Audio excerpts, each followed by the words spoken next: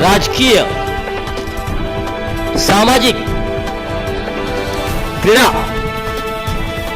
सांस्कृतिक, शैक्षणिक, गुन्हेगारी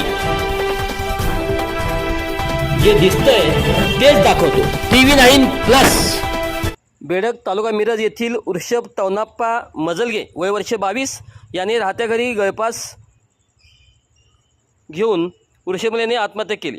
ही घटना गुरुवार दिनांक 10 रोजी दुपारी घडली। घटनास्थळावरून मिळाली माहिती अशी की वृषभ हा शेती करत होता। सकाळी नेहमीप्रमाणे तो शेतात कामासाठी गेला होता। दुपारच्या दरम्यान त्याने गळफास घेऊन आत्महत्या केल्याची उघडकीस आली। आत्महत्येचे कारण नेमके समजू शकले नाही। या घटनेची नोंद मिरज ग्रामीण पोलीस ठाण्यात झाली आहे। अधिक तपास सुरू असल्याचे मिरज ग्रामीण पोलिसांकडून सांगण्यात आले।